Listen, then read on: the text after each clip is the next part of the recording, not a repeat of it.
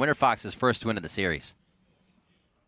Thank you, Riv. Tying it up here, 1-1. Yeah. The first thing I want to look at is what they were talking about in terms of pick spans, getting rid of Corki, Morgana, and taking Sivir. So we're removing 3 of the champions that TDK had played so comfortably with in the first game. I think it's very smart by Winterfox, honestly. It's been a long time since we've seen TDK play. We've seen them win some games, lose some games.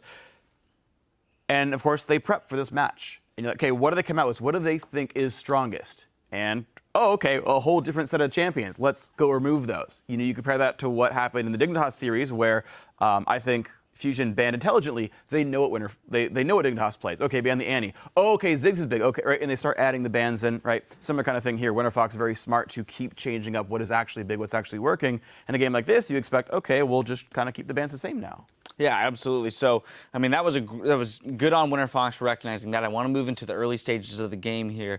TDK, we saw the opportunity for them to, very early in the game, cut off the top laner and Kez in the jungle. Or, no, sorry, Kez is jungling. And Helios in the jungle, in that top lane. They didn't do it properly, and ZionSpartan, you're somebody who has experienced with this, as CLG has done this to many teams there in the lane swap, putting 4, pushing beyond the turret and zoning them off. Here they didn't do that, and I feel like it was a missed opportunity to get themselves an early lead that this kind of team needed, I feel, being only that kind of 2 major threats with Urgot and Lucian. Yeah, I definitely felt like Winterfox had the better late game team comp, and you kind of saw that with the turret dive.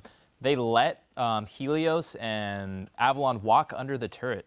And it's 4 against 2. You shouldn't really be able to survive a 4v2 turret dive. You don't let them walk under the turret. You stop them, you proxy the wave, and then you stand there. They're not going to be able to walk between 4 people and get to the turret safely. And if they had gotten that double kill, or at least forced them off the turret, then they would have been able to snowball the game a lot harder, and then they would have been able to get to their strong mid game and potentially overpower Winterfox.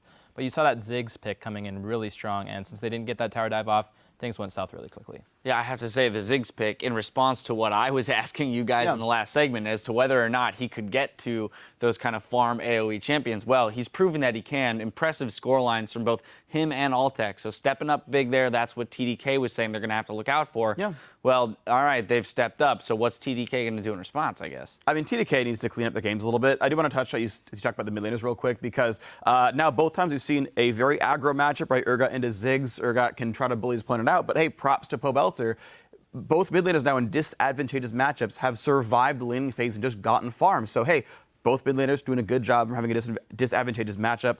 Talking about TDK, though, and what they need to do to win, I just think they need to clean up the game. They tried to play the exact same style. They lost Sivir, they played Nami. It works okay as a surrogate Nami.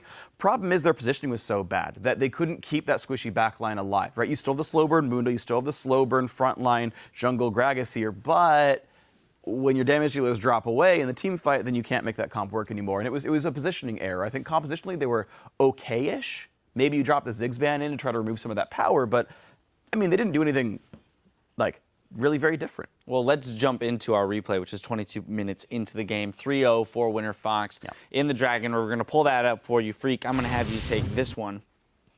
As it kind of shows exactly what you're talking about, a little bit of misplay and mispositioning by TDK. Yeah, so let's start the clip out and let's just sort of watch what the damage dealers of TDK do, because Seraph's going to be fine no matter what. He's going to be in the front line. You can see Seraph is in the front line. He's fighting Avalon. He's doing everything he can, but Louis GG in the back line. Okay, he's well positioned so far. That's fine. Glebe knocks up some guys, whatever, but well, Smoothie gets blown up right away because you've got Ziggs, and then Louis GG does get stunned by Helios, and then Louis GG stays to fight. But the front line is already broken down at this point. And a lot of this actually is, okay, really good ult by Ziggs. He got a lot of early damage down, but also it's interesting because as much as I was like, oh, you know, Ricochet Sivir works out all right, but if your team is focused on killing people down as fast as possible, where you've got a champion like Ziggs, well, now you're seeing the power of crit, where you can break through the Mundo, you can break through the Gragas. Different strokes for different folks. Obviously, the Essence Reaver build did work in game 1, but when you crush the front line that fast, you know, CS got Altec can just break through all your tanks. Yeah, I feel like this is one of those scenarios where we do look at the Louis GG build there and say, Essence Reaver not doing exactly what they need, as you mentioned. They would have much rather had higher burst damage there, get through that Sejuani, be a little bit of a threat. But beyond that even, I have to question the calls there, Zion, in their decision to remain and fight. When you have a Gragas and you have a Nami, there is the possibility after securing that dragon to disengage and get out. But we see them choose to stick around and fight, and then even as they realize the fight is going downhill, for example, LuiGG dashing into the pit as to back out with the team.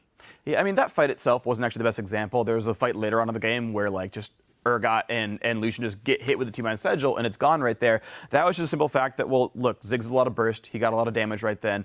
I mean, the Bruiser-type comp works if you actually get your fight set up, but, right, no Urgot swap. They didn't manage to misposition one of the big squishy backliners. Basically, Winterfox got to fight the battle correctly, where they got the damage output first, and Urgot didn't get to do Urgot things, so lo and behold, team fight, you know, with full damage output where Urgot has no passive, actually a lot easier to fight. All right, well, up in the top lane, we saw Maokai versus Mundo. Mundo, very successful in the first game for TDK. A little bit less so here. I wouldn't say that the loss is attributed to the Mundo. But I think the next question is, as we've noticed LuiGG with the potential to miss position, where could Seraph go in the top lane in order to put himself in more of a position to outright carry the game if LuiGG is not going to be able to do that? Well, I think the two biggest picks there were the Sivir, especially for TDK, and the Ziggs. The Ziggs allowed Pobelter to scale super well in the late game, and the Sivir was just huge for TDK to just press ulti and go in, because I think when you have something as simple as Sivir ulti, like any team can just be like, okay, Sivir ulti, even in solo queue, Sivir ulti, let's go in. And if LuiGG isn't on that, then they don't really have that go button. And maybe Seraph might need to play something more carry-oriented, but I think it would just be better to stay on that Cinder Hulk tank, stay on what they did well with the first game, and really prioritize that Sivir heavily, because I think that's the most important pick for TDK. All right, cleaning up those individual positionings and plays, keeping the relative team comp ideas intact. We'll keep it tuned right here. We're just a few minutes away from Game 3 between TDK and Winterfox, with a spot in the NA LCS Summer Split on the line. We'll be right back.